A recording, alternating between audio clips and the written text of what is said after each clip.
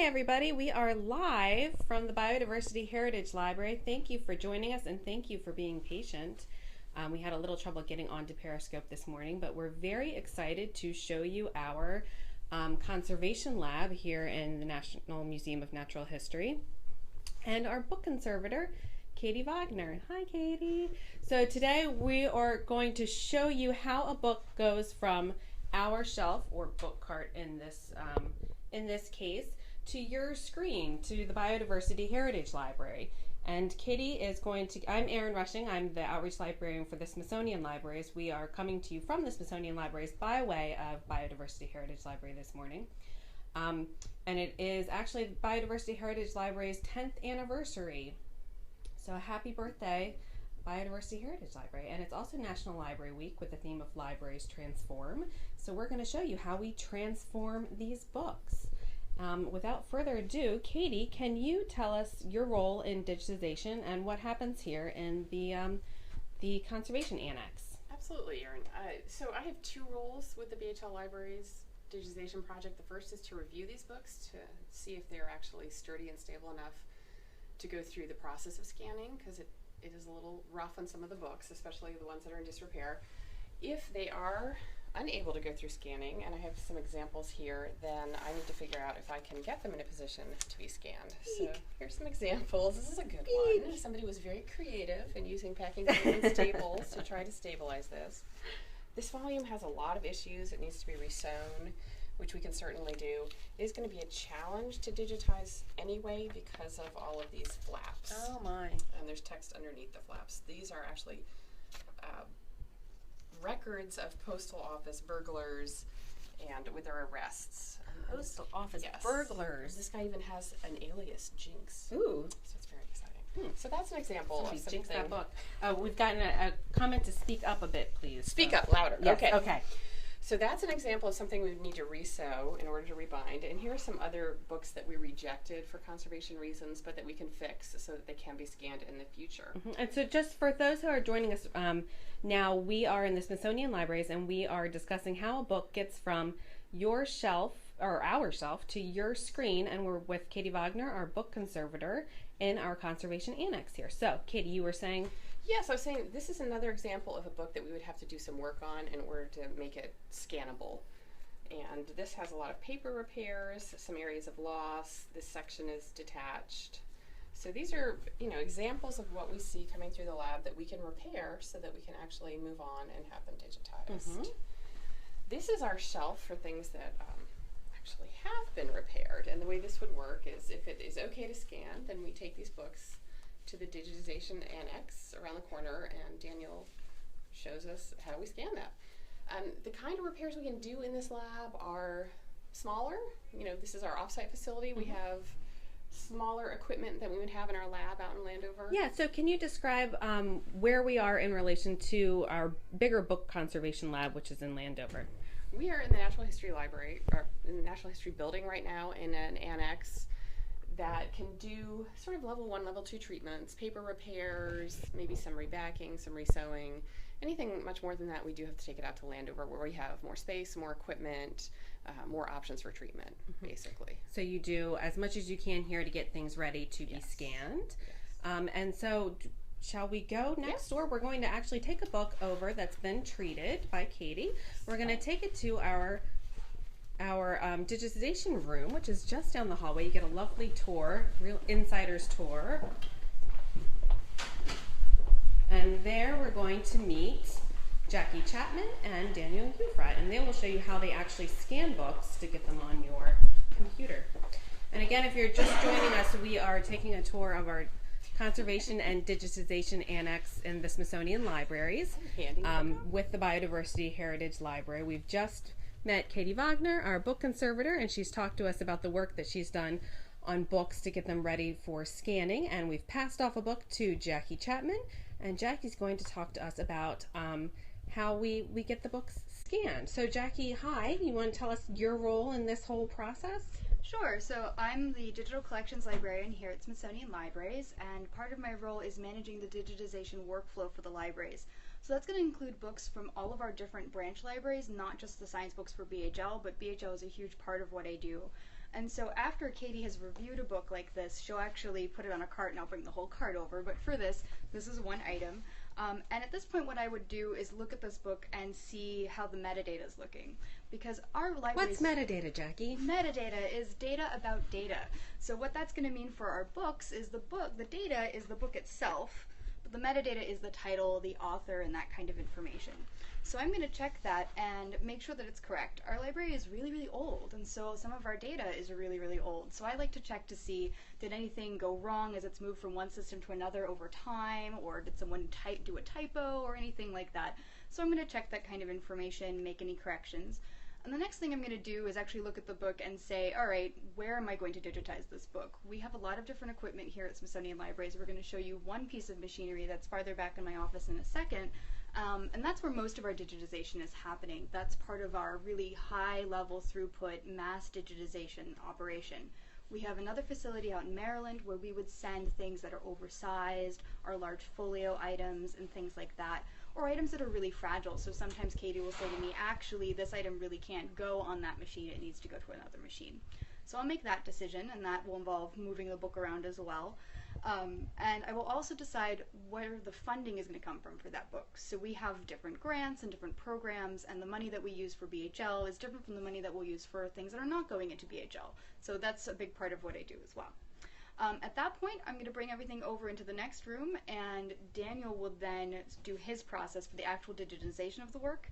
And then once the book is digitized, I would actually look at that work afterwards and see how it is on BHL. Super. Well, why don't we go next door and see Daniel and see how he actually scans the book.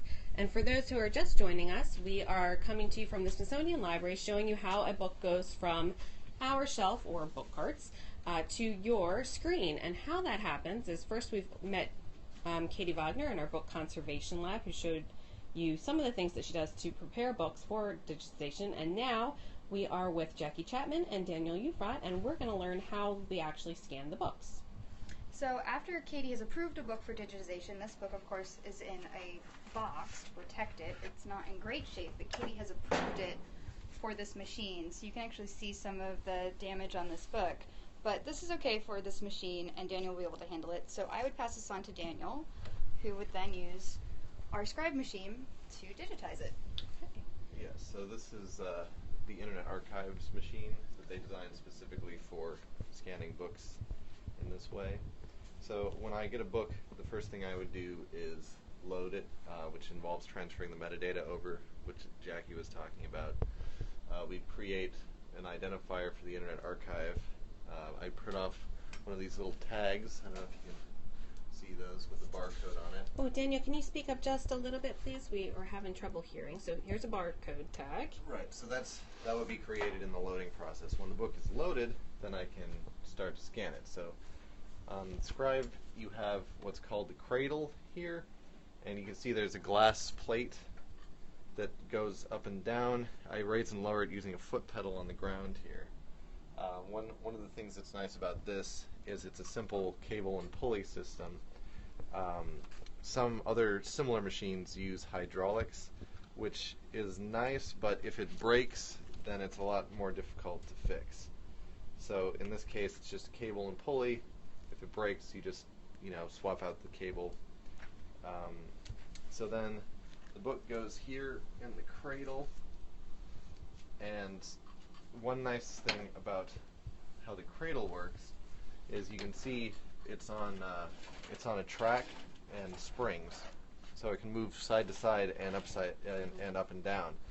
The point of this being that the glass always stays at the same level, no matter how thick the book is or where you are in the book. It'll push the cradle down away from the glass, but the actual page will stay the same distance from the camera. So you can see we have these two cameras up here.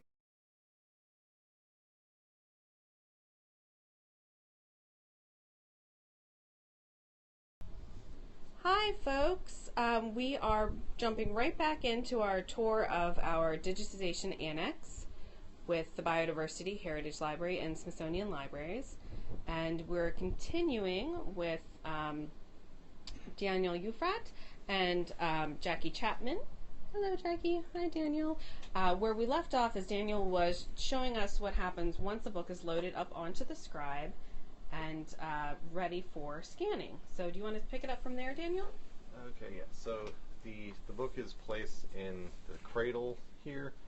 You can see that there's a glass plate that moves up and down, which I'm raising and lowering using this foot pedal on the floor. Foot pedal. Which it's kind of a nice system because it's cable and pulley based. Some similar machines are hydraulic, but if that breaks, it's a lot more difficult to fix. So this is simple and mechanical, which is the way that we tend to like it. The other nice thing about the cradle is that it moves side to side and up and down on springs, so that when you lower the glass, it'll push the book down along with the cradle so that the pages are always at the same level, and which means that they're always the same distance from the cameras. So You can see our cameras in the sky here. yeah, we have these two cameras on rails. If the cradle didn't move like that, then the book would change distance from the camera and slowly go out of focus as you were going through it. In this case, we only have to focus once at the beginning of shooting, which makes it a lot easier. So basically, I go through the whole book page by page by raising and lowering the glass, turning the page like so, and taking a picture of each spread. Once that's done, the images appear on here in digital format, and I can go through the book again digitally.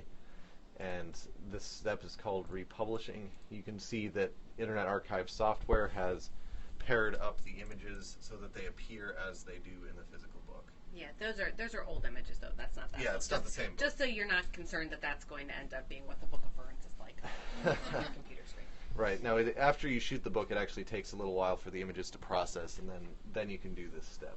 So that leads me to a question, which is how long does it take for a book to go from here being scanned to someone's computer? Well, it varies a lot on the individual book. I mean, without any complications, it's possible to get a book done within a day, which is what we tend to do with the rare books. If there are foldouts, it might be a little more difficult, especially if the book takes a long time to process. I might not be able to shoot the foldouts in the same day that I scan the book. But once that's done, it also takes a little while for it to go online on IA, on the Internet Archive's website, which is, I don't know, a few days, but it's also depends on various circumstances. And then after that, it takes a little bit longer for it to be ingested into BHL. So Jackie, do you want to tell us a little bit about what kinds of books go into BHL and how you decide what books go in BHL? Sure. So BHL, being the Biodiversity Heritage Library, is focused on biodiversity books. And so that's going to be books about plants and animals at its most basic. So for Smithsonian libraries and all of the other partner libraries, we're focused on a different prioritization queue for all of the books that we have. Of course, many of our books qualify for that sort of broad topic. So we try to prioritize based on things that aren't in BHL yet. Well, how do we figure that out? So we know that a lot of things that are out, that are in copyright, aren't in BHL yet. So one thing that BHL does for the central BHL services is they actually negotiate permissions from publishers to get permission to digitize books that are in copyright. And I have a couple of examples of that here. So you'll see we have books from 1933 or even 2012, 2013. These books are going into BHL, and that's a really high priority for us because nobody else in the world has the permission or ability to digitize that. Yes. So that's becoming available. So it's not just old books like this Book of Ferns that you see here that's been around the block a few times, but it's also some new things that we've been able to get permission to do. Yeah, but our other major priority is our user requests. So anybody in the world can request something from BHL, and the people at BHL will actually look at those requests, confirm that they're really not in BHL, and then try to find a library that has the book and see if we can digitize it for them. So that's something like this Fern book here. This is a request. This is somebody has said, hey, it would be really great if you could digitize this book, and that helps us to prioritize that queue. Awesome. So for those of you that are just joining us now, we're coming from the Biodiversity Heritage Library by way of the Smithsonian Libraries, and we're showing you how a book goes from our shelf to your screen. We did an earlier Periscope just a few minutes ago where we showed you our Conservation Annex and talked to Katie Wagner, our book conservator, and now we are talking with our digitization staff in the Digitization Annex about how to actually scan the book and get it on your screen. If you have any questions, please let us know. You can also tweet at Biodiv Library and tweet at SI Libraries if you have any questions. I think we are just about wrapping up, but do you guys have anything else that you want to share with us? And we also have Katie here. So if you have any questions, let us know, and take a look at the previous Periscope for our Conservation Annex. Anything else we want to share, guys? No, happy to answer any questions you all have. Ooh, what's that behind you? What's behind me? So this is the fold-out station. Ooh. What's a fold-out? So sometimes books will have paper folded over. Usually maps. Maps. Yeah, sometimes maps, sometimes plate images. Also, we tend to shoot things that cross the gutter as foldouts. So in this case, you can see you have a chart that goes all the way across with this heading referring to these here. So if we just shoot that on the scribe, it's going to be two separate images. So you need a big space for it. Right. So if people want it as a single image, then we can shoot it here as the foldout, as a foldout as well. So we had a question, which was how many of these cameras does the library use? You guys, Jackie in particular, you can correct me if I'm wrong, but we have this one scribe machine here, and then we also have a digital imaging center in Maryland where we have not quite this machine, but something similar, as well as another camera there. And you just saw our little fold-out station, which works in conjunction with the scribe. And then we have another scanner also in the book, the Digitization Annex, a smaller scanner. So we have a couple, but this is the only one of these Internet Archive scribe machines. And somebody asked how much they cost each. I do not know that. The cameras? Yeah, The cameras, or you mean the actual machine altogether? That's a good question. I don't know off the top of my head. We've had this machine since, and Erin, you can correct me if I'm wrong, I want to say 2007. It's been a while, yeah. I'm not really sure. I don't know. You can tweet at Biodiv Library or at SI Libraries if you have any other questions, and we'll try to get to them offline or off Periscope if we have a better answer for you. So, any other questions before we leave our stuff? Any questions for our book conservator? Katie, what's the worst thing you've ever had to repair for scanning? That's a really tough question. Books that are mold damaged generally and require a lot of rebuilding of the pages. I've had books that have required, rare books that have required nearly every single page to have work done to it, and that is by far the worst damage I've seen. Yeah. Jackie, what's your favorite book that you've ever digitized? I have no idea. I honestly, to really be fair, the amount of books that are coming through my office is so high, and I see them for a fraction of a second. Daniel actually spends more time with the books than I do. So what's your favorite, Daniel? Yeah, I don't know if I can pick a specific book. I do see some pretty cool illustrations, especially in the rare books. There's some hand-colored, hand-painted stuff that's really cool. Yeah, obviously I'm going through the books at a pretty fast speed, so I don't generally read much of the text, but occasionally you do see some interesting illustrations. And a lot of that shows up on Smithsonian Library's social media, actually, because Daniel actually is getting a chance to look at every page of a book, so he'll let somebody know on the team, hey, there's this really cool thing. So especially on Tumblr, I think a lot of the stuff Daniel finds ends up there. Yeah, you can follow us at smithsonianlibraries.tumblr.com there. You can follow us on other social media at SI Libraries, and you will see tons more pretty pictures from cool books on at Biodiv Library as well as at SI Libraries. We have another question. Are the text scans searchable? So that is an interesting question. You want to take that, Jackie? Absolutely. So after the images are captured, so as you notice, we are taking photographs of the book. So you're right. Right now, just looking at that, there's nothing to search there. It's just a picture. What we do then, and actually what the Internet Archive does, is they run software over that called optical character recognition. And that's going to allow for a full text search of every item. And of course, those things are then brought into BHL. So if you're looking at a book online in BHL right now, if you look at the book viewer, there's actually a button to the side that says View OCR, and that will bring your full text right next to it. Right now in BHL, you can't search across the entire BHL corpus inside of the books. That's not a feature we're offering, but it's something we're working on. But what we do offer is the scientific name search, and this is made possible through that OCR. So we're able to take the scientific names, a list of all the names that we're pretty sure exist using a service, and we run that across all of the object character recognition, which is that searchable text that's being developed looking at those images.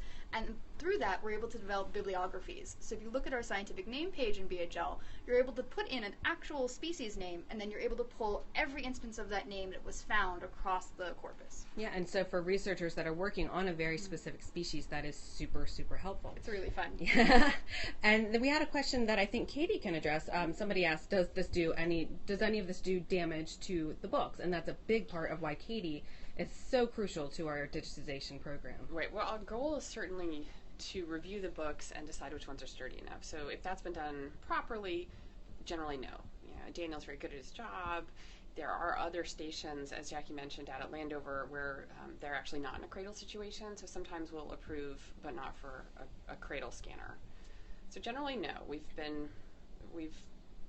made sure that doesn't happen. Yes, and so if for anybody just joining us that's interested in knowing what this machine is, this is a Internet Archive Scribe station, and it's how we digitize many of our books. You can see it's pedal operated. There's a big pedal down there, and they have 2 cameras up in the sky right there. And then when Daniel is scanning, you can see them on the screen to see how they will look like on your screen at home. And I think that pretty much wraps it up for this morning. Thank you guys so much for joining us. Thank you, Katie and Daniel and Jackie. And again, if you have any questions, please tweet BioDiv Library or at SI Libraries, and we're happy to help you. Oh, here's another great question. What's the oldest book that you have ever done? So, a really old book may not always be able to be scanned this way, but what? Be surprised, actually. We do a lot of really old books here because the paper quality was better at that time. Yeah. So you've probably done things from the 1600s. I've done some 1600s. The first thing that comes to mind, I did a Copernicus one at one point. That may be the oldest, but that's the one that stuck out to me because Copernicus is a famous name, obviously. So yeah, that's when you get the really old books. It's like leather bound. The paper is basically like fabric, so it's actually really high quality. It's pretty difficult to damage those. So, something like that probably. We have one more question. What is the image resolution? Well, depends on the book. It actually varies. You can see that the cameras are on these rails here. There are 3 different positions that the cameras can be in depending on how large the book is. So basically, we want to get the cameras as close as we can without cutting off any of the page. So at the closest resolution, which would be for small books, that's actually 650 ppi.